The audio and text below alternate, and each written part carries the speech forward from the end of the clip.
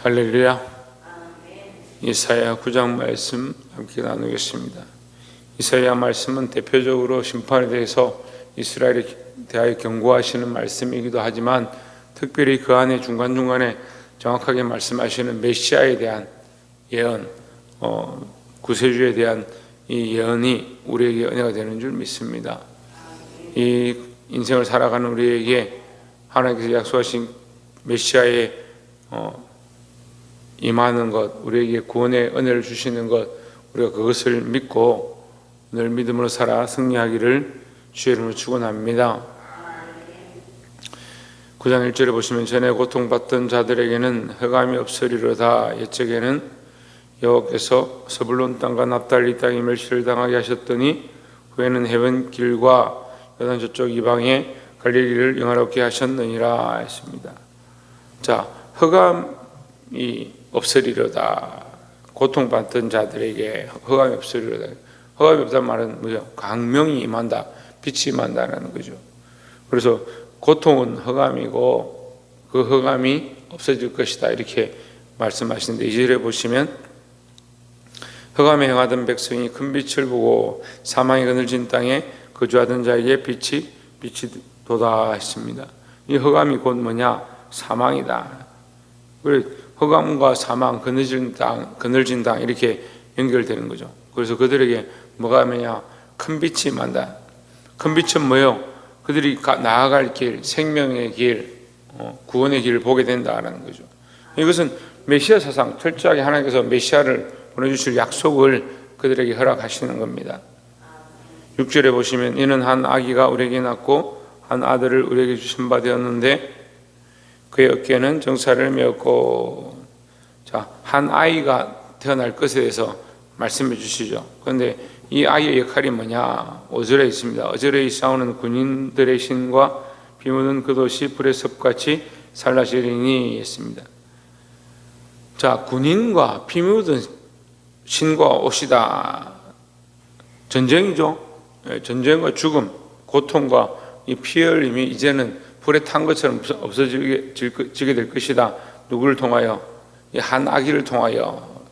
그래서 이것은 철저하게 메시아 예수 그리스도의 이 땅의 탄생을 예언하는 것이고, 그것으로 말미암아 우리가 구원을 얻게 될 영원한 약속이다라는 거죠. 이 메시아는 뭘 하느냐? 그의 어깨에는 정사를 메었고 그의 이름은 기묘자라 모사라 전능하신 하나님이라 영존하시는 아버지라 평강의 왕이라 할 것임이라 했습니다. 그의 다스림과 통치는 다 아무도 이해할 수 없을 만큼 기묘하고 특이하지만 그는 반드시 뭘 하느냐? 평강의 왕이다. 평화를 주실 분이다 라는 겁니다. 이 평화는 사람들과 사람들 사이의 평화라도 주지만 하나님과의 완전한 평화, 그게 참된 평화다라는 거죠.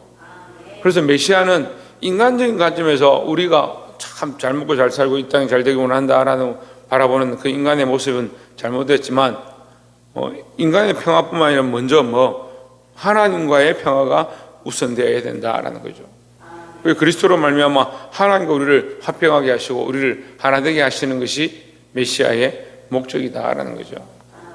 근데 이 유대인들은 가만히 지켜보면 어떻게 하느냐? 사람들 간에서 자기들이 높아지고 세상을 통치하고 세상의 평화가 임할 것이다. 그것만 바라보니까 그게 문제라는 거죠. 하나님과의 관계가 회복되어지고 참된 하늘의 소망을 바라보는 것이 우선이고, 그렇게 할 때에 우리 안에 연합함도 있는 줄 믿습니다. 7절에 그 정사와 평강의 다함이 무궁하며 또 다윗의 왕조와 그의 나라에 군림하여 그 나라를 굳게 세우고 지금 이후로 영원히 정의와 공의로 그것을 보존하실 것이라. 만군의 여호와 열심히 일을 이루시리라 했습니다. 영원하다. 예수 그리스도의 통치와 그 메시아의 구원은 영원하다. 잠시 있다 없어지는 것이 아니다. 그러니까 우리가 이 하나님을 믿는다면 이 메시아 예수 그리스도의 구원도 영원한 줄 믿어야 될 줄 믿습니다.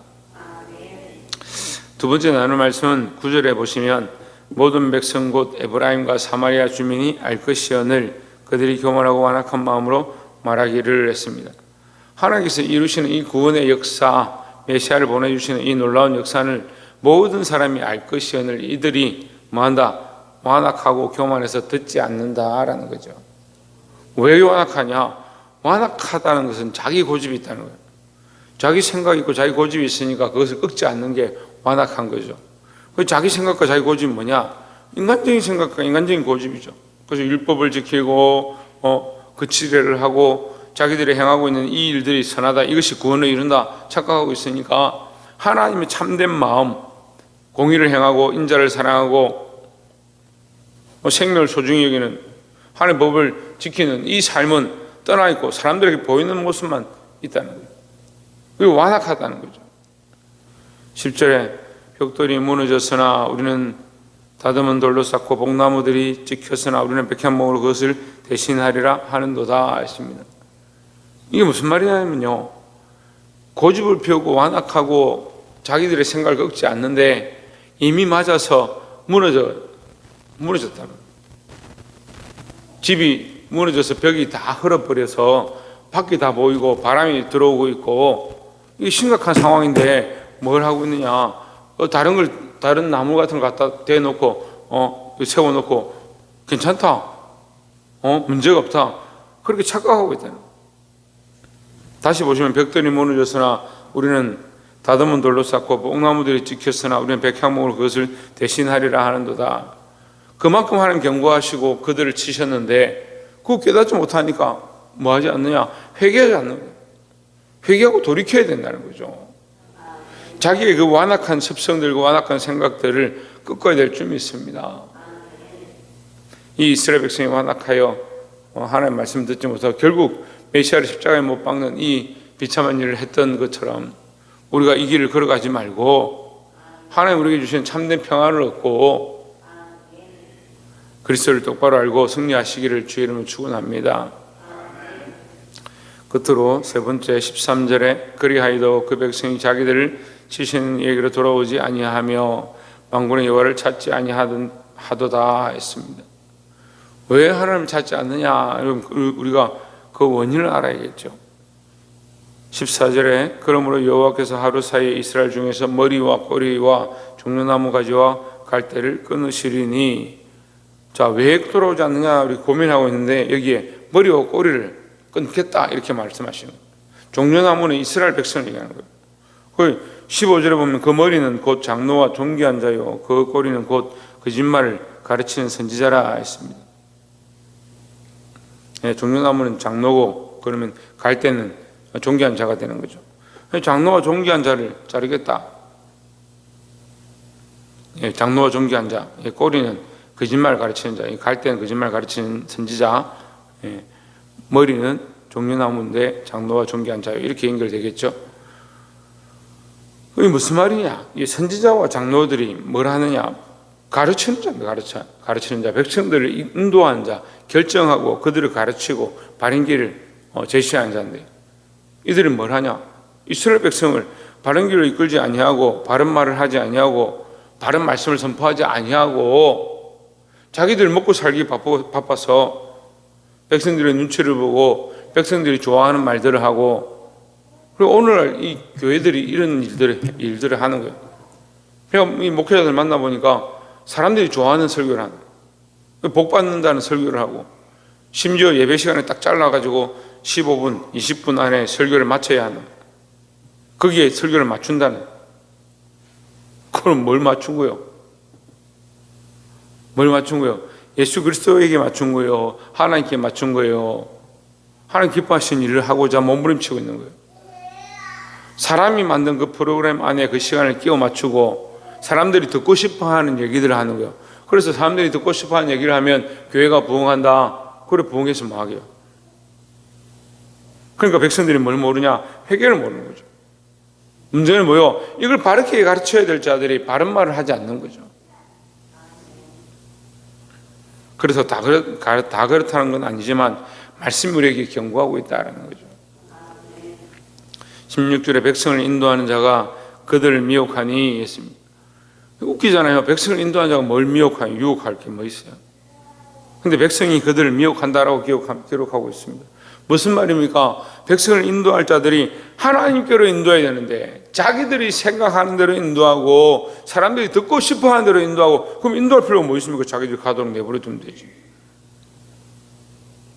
사람이 듣고 싶어하는 얘기를 하는 게 아니고 세상의 논리가 옳다라고 하는 것을 하는 게 아니고 하나님의 진리, 하나님 말씀, 하나님이 원하시는 바로 인도할 일들이 우리가 해야 될 일이다라는 겁니다.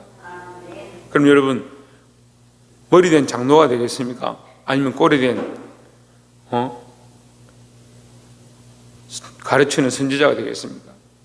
근데 거짓말 가르치는 선지자가 꼬리라는 거예요. 그 백성 뒤에 붙어서 살랑거리고 있다는 거예요. 여러분, 우리가 바른 인도함을 하고 바른 가르침을 할 수 있는 그런 지혜를 가지기를 소망합니다. 백성을 인도한 자가 그들을 미혹하니 인도를 받는 자들이 멸망을 당하는도다 했습니다. 이 사람들 진리로 인도해서 살릴 거냐, 잘못된 길로 인도해서 멸망하게 할 거냐. 여러분, 우리가 이 선지자의 자리, 장로의 자리, 특별히 어디를 바라봐야 됩니까? 메시아 예수 그리스도 그 약속을 바라보고 하나님 바라보고 예수님이 가르치셨던 것처럼 우리도 가르쳐야 되는 거예요. 백성에게 먹을 것을 주고 그들을 고치고 그들을 치료했지만 그들에게 계속해서 뭘 가르칩니까? 하늘의 양식을 가르치고 하늘의 뜻을 가르치고 하나님의 말씀을 가르치고 진리를 선포했던 것처럼 우리도 많은 영혼을 사랑하고 섬기되, 사랑하고 섬기는 것으로 끝나는 게 아니고 하나님의 말씀, 바른 진리를 선포할 수 있는 저와 여러분 되시기를 주의 이름으로 축원합니다. 기도하겠습니다.